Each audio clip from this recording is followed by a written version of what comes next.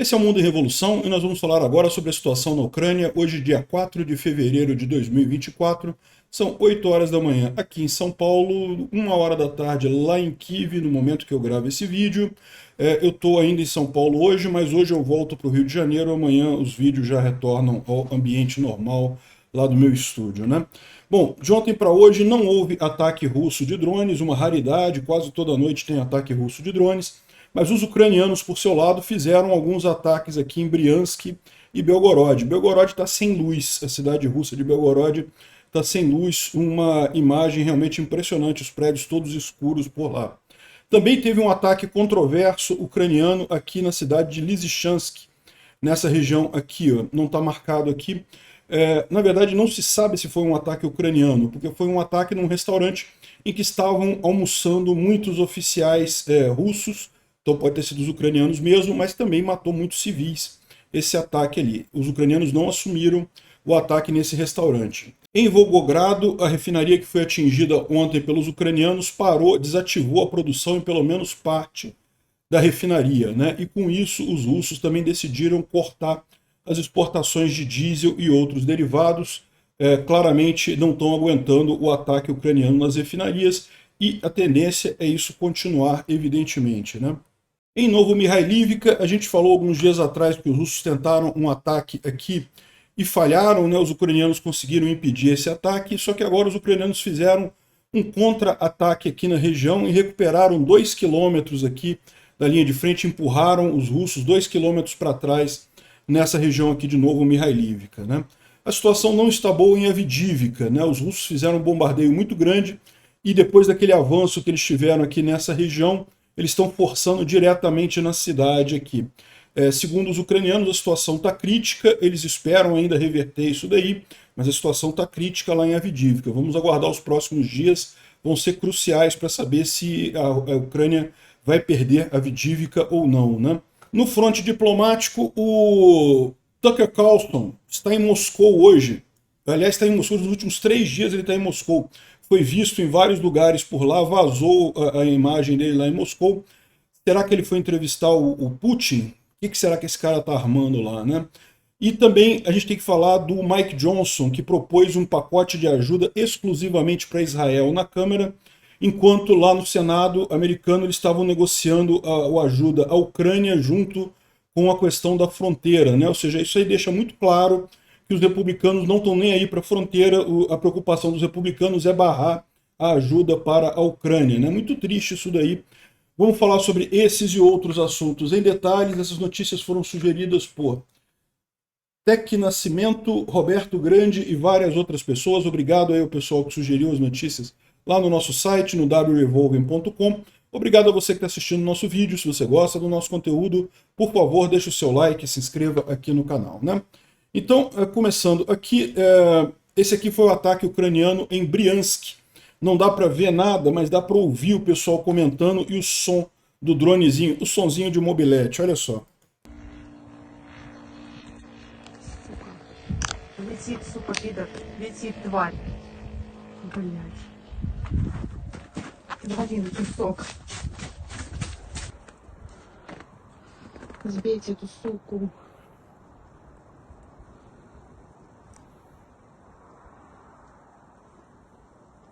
О, пизда. Бомбанула сейчас взрыв. Ебать. Deu para ver ali a explosão, o clarão da explosão, né? E o barulhinho lá do drone, né? Então alguma coisa foi atingida em Briansk de ontem para hoje. Briansk é esse oblast aqui nessa região no norte da Ucrânia, né? Agora, quem está sem luz é Belgorod aqui. A cidade de Belgorod, um monte de apartamentos, tudo sem luz ali. Resultado de ataques ucranianos junto com falhas lá na própria manutenção lá da cidade. Uma grande parte da cidade ali sem luz nesse dia, né? Que é o cara virando aqui. É lógico que tem partes da cidade que estão com luz, mas partes estão totalmente sem luz ali em Belgorod, né? Belgorod é essa outra cidade russa aqui próxima a Kharkiv, está marcada até com um raiozinho aqui para dizer que está sem luz lá em Belgorod, né? Bom, uma coisa curiosa aqui que o pessoal identificou aonde exatamente que a corveta Ivanovets foi atacada e afundada pelos ucranianos, né? Como vocês sabem, essa corveta foi atacada alguns dias atrás, e no dia 1º de fevereiro, e tem aqui as imagens e coisa e tal. Mas como é que você localiza, como é que você faz a geolocalização de alguma coisa no meio do mar, né? Porque não tem ponto de referência.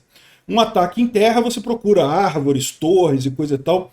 O pessoal faz o OSINT dessa forma para achar onde é que estava a corveta, né? Aí o que, que eles pegaram? Eles pegaram as estrelas que apareciam no céu em determinado momento da gravação, né? Caramba, esse pessoal realmente é fantástico, né? Que eles usaram as luzes da cidade, das cidades que estavam que apareciam na costa. Então tá aqui, ó, Morsk, Marine e o Kunivica são essas cidades aqui. Então tem a luz da cidade e tinha as estrelas no norte, né? Então no céu. Aí pelas estrelas eles acharam direitinho no horário lá onde estariam as estrelas e descobriram exatamente a posição onde o navio foi afundado aqui. Muito interessante isso. Esse negócio de OSINT é realmente muito legal, né? Ou seja, as possibilidades que se abrem com isso daí realmente são muito interessantes. Inúmeras capacidades do pessoal de identificar a posição, né? Ele explica aqui como é que ele fez direitinho, como é que ele fez a geolocalização. Em um determinado frame lá do vídeo, que dava para ver as cidades aqui, dava para ver as estrelas.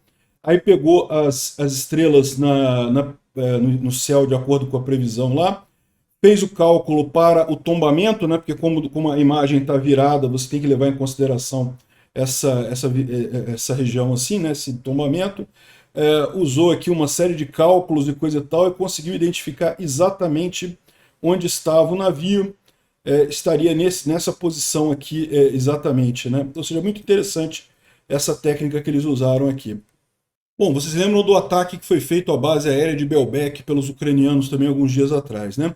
E vocês lembram que surgiu uma imagem justamente dos acampamentos ali que foram atingidos, né? Nos prédios russos que foram atingidos. Essa imagem aqui, ó, essa imagem aqui apareceu nos telegramas ucranianos e ela foi feita justamente por esse rapaz russo aqui. E o FSB pegou ele e obrigou ele a pedir desculpas.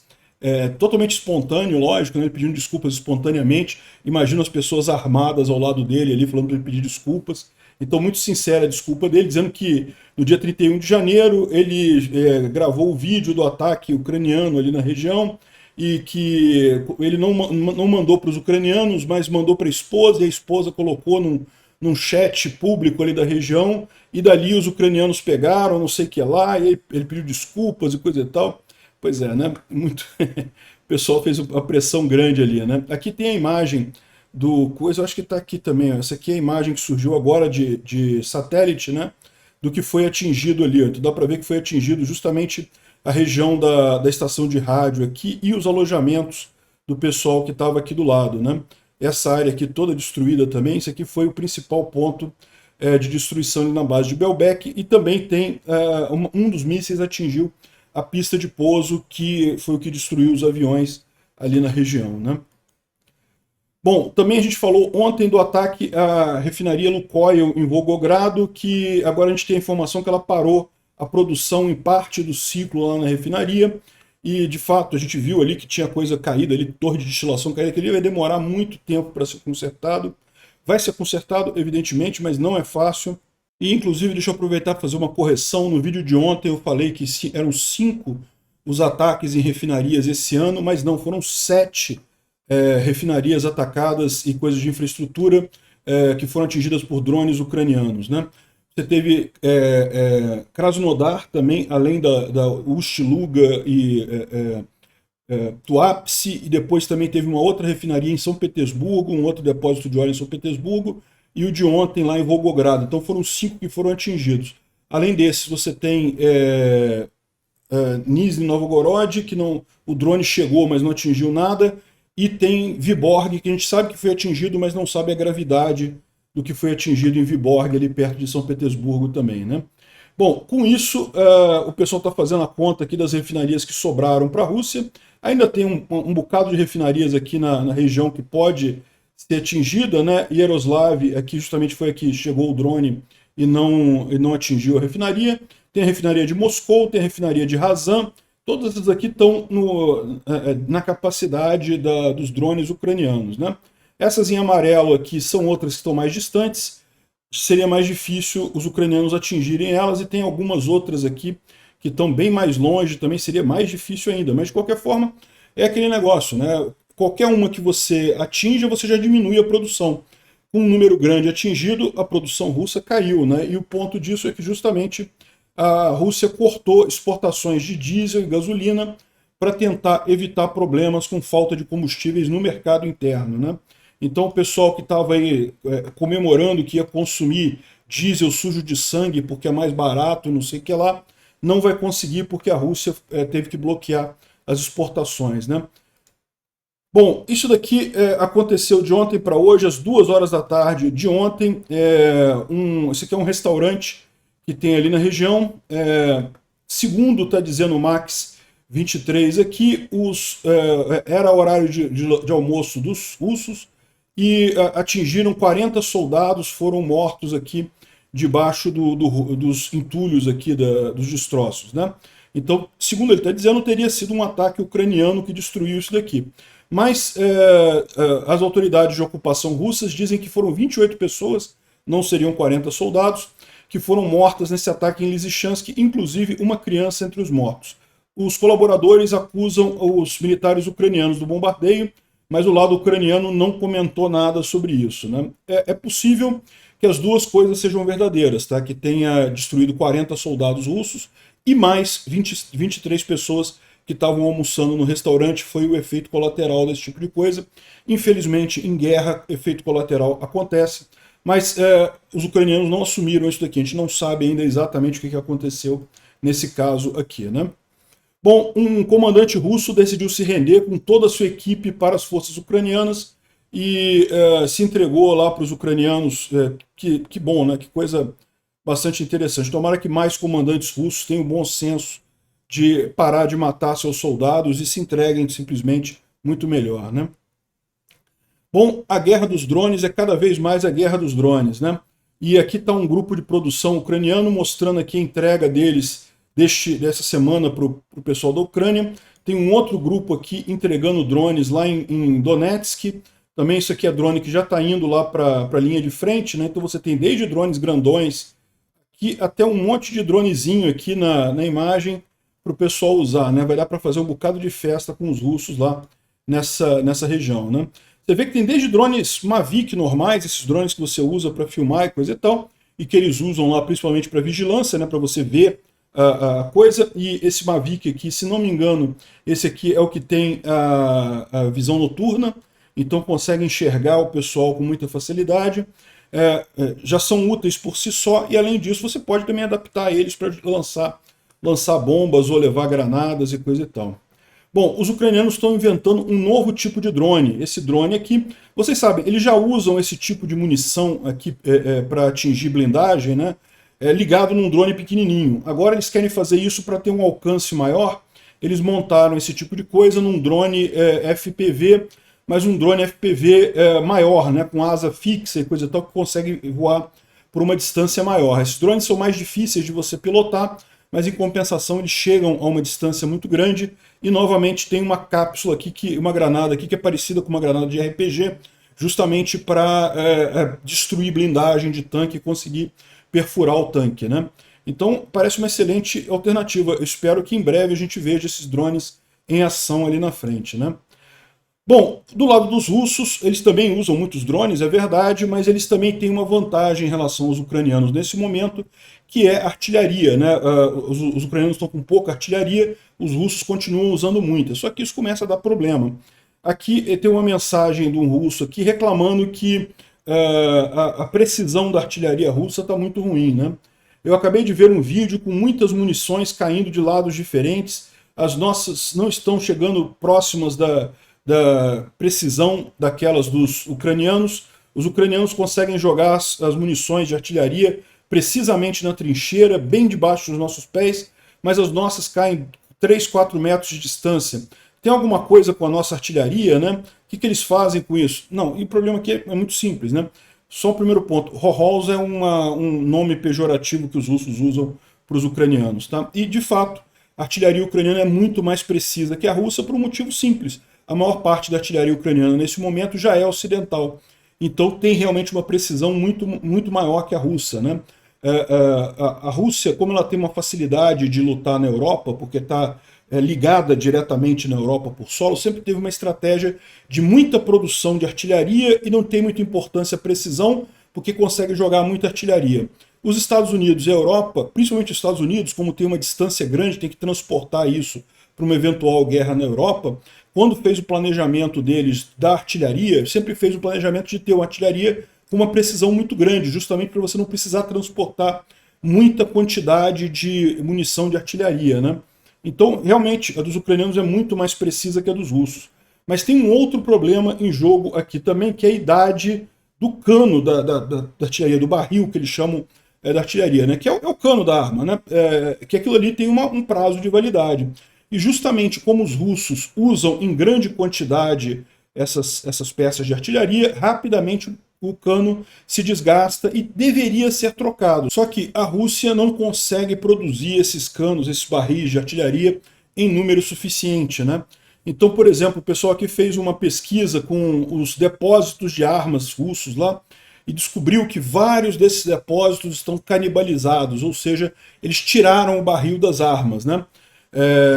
Essa sempre foi a estratégia russa, muita quantidade de artilharia para compensar a precisão menor do tiro de artilharia. Então, o que eles fazem?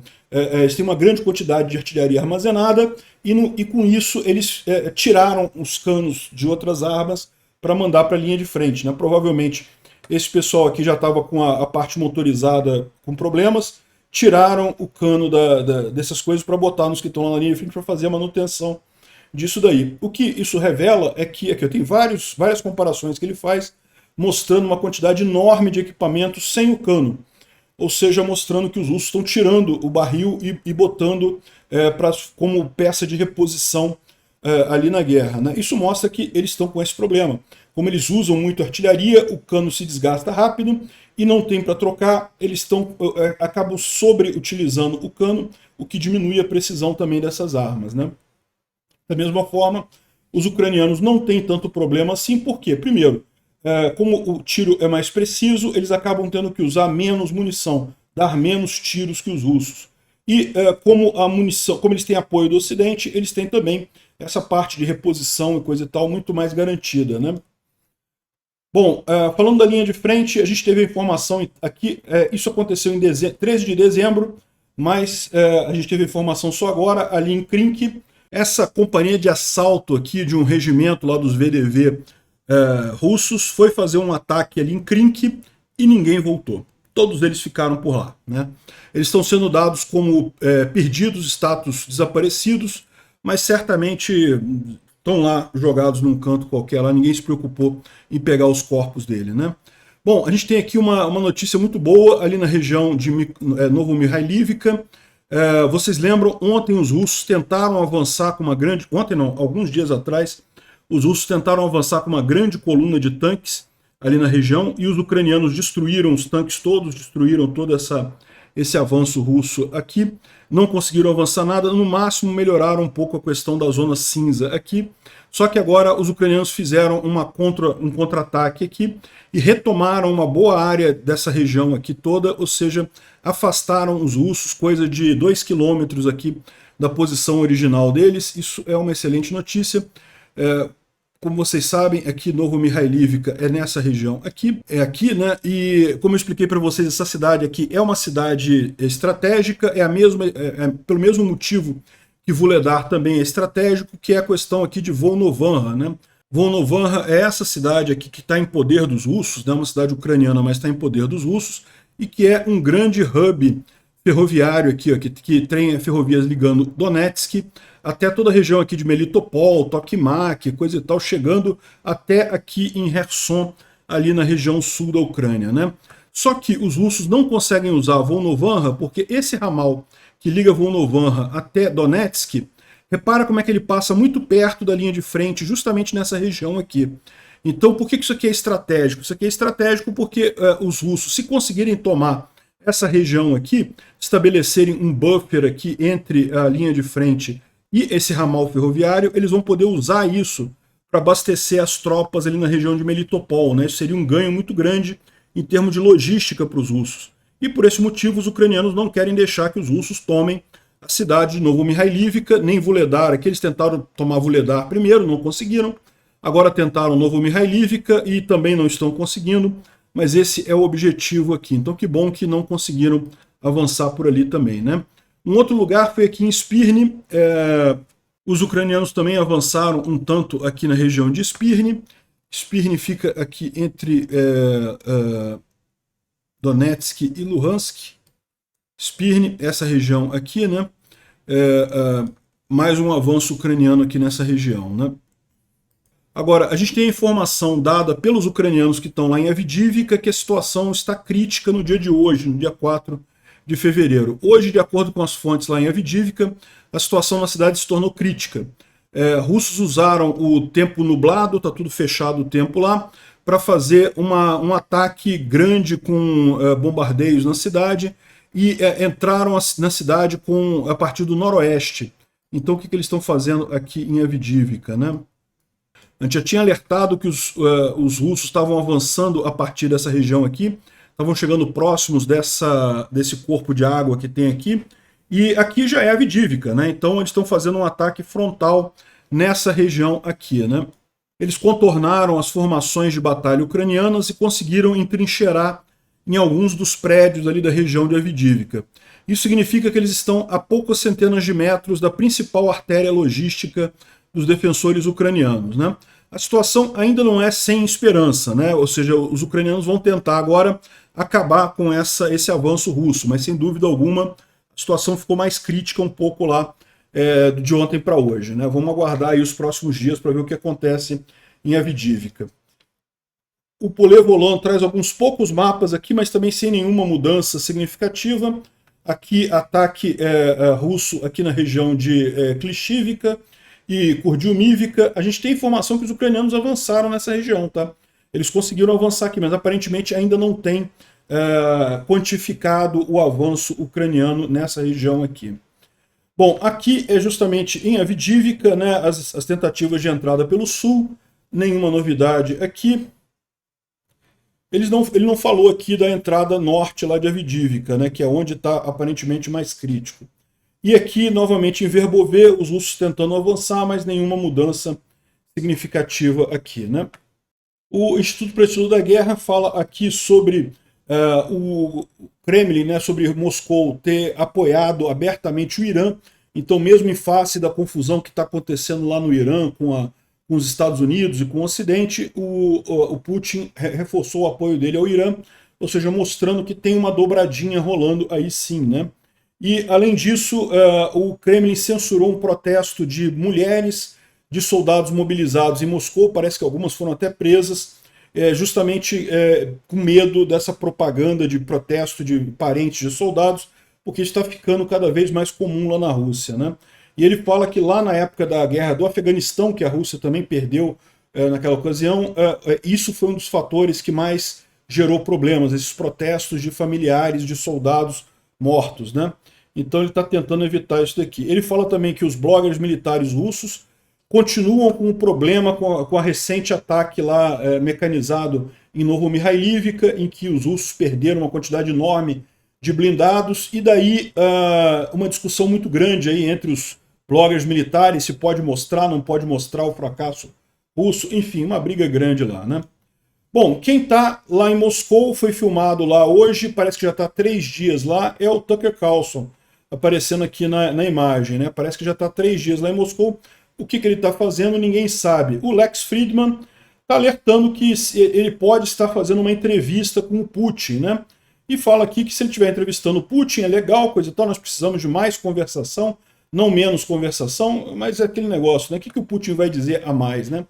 Entrevistar um ditador desse tipo, eu temo muito que eles tentem colocar ele numa boa luz. Duvido muito que o Tucker Carlson vá pressionar o Putin sobre os pontos que realmente interessariam no mundo livre, né?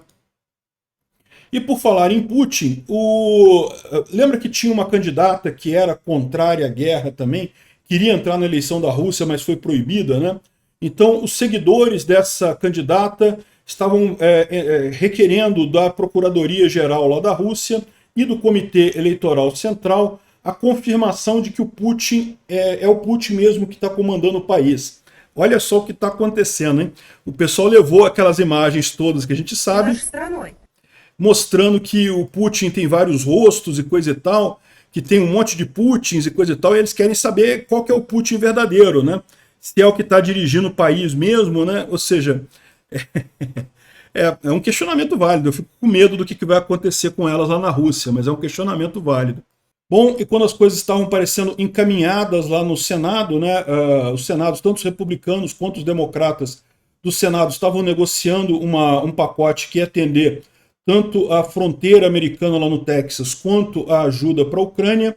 Estava tudo negociado já, tudo acertado, coisa e tal. O Mike Johnson, que é o presidente da Câmara, falou que ele vai colocar uma coisa diferente, vai abandonar tanto a ajuda para a Ucrânia quanto a ajuda para a fronteira e vai botar só um pacote de ajuda para Israel no valor de 17 bilhões de dólares, né? Ou seja, isso mostra que, no final das contas, os republicanos não estão nem aí para a fronteira, de fato, que se quisessem realmente resolver o problema da fronteira, mas é aquilo que eu falo para vocês, né? Essas coisas todas aí, é tudo política isso no final das contas, né? Ninguém quer resolver problema nenhum no final das contas, é só política mesmo. E o pessoal está criticando muito eles, porque mesmo os republicanos que estão na Câmara estão a favor da ajuda à Ucrânia, ou seja, só ele, que é o presidente da Câmara, que está emperrando a coisa. O Biden deu uma declaração aqui, a porta-voz da Casa Branca deu uma declaração reclamando que no momento que se chega a um consenso no Senado para essa ajuda e o apoio à fronteira, os republicanos mudam de assunto, resolvem fazer outra coisa, abandonar a fronteira só para não ajudar a Ucrânia. Ou seja, está ficando claro que isso daí é realmente só interesse de não mandar dinheiro para a Ucrânia, né? Estão acabando expondo cada vez mais ao público americano e parece que estão querendo ajudar a Rússia mesmo, é a única explicação que tem, né? Eu sempre achei essa teoria do Putin como um ativo russo uma coisa pouco provável e coisa e tal, mas a verdade é que os republicanos estão fazendo uma força danada para confirmar essa teoria, né? Bom, o Zelensky está para anunciar um acordo de garantias com a Alemanha. A Alemanha fornecer a garantia de segurança para a Ucrânia, isso é uma coisa muito positiva, sem dúvida alguma, né? E, finalmente, quem está se dando bem com esse negócio todo é a Coreia do Norte. A economia norte-coreana deu uma melhorada boa com a venda de armamento para a Rússia, né? Pois né? Acaba que o eixo do mal está se formando aí, Coreia do Norte, Rússia, Irã, Hamas, os grupos terroristas do Irã, e o Brasil está nesse meio aí, né? Infelizmente, fomos levados para o lado errado da história. Obrigado por assistir o vídeo até o final. Além de curtir, compartilhar e se inscrever no canal, considere se tornar patrocinador com valores a partir de R$ 1,99. Clique no botão Seja Membro abaixo para saber as condições e vantagens de patrocinar o canal. Mais informações sobre o nosso projeto, visite nossos sites indicados na tela.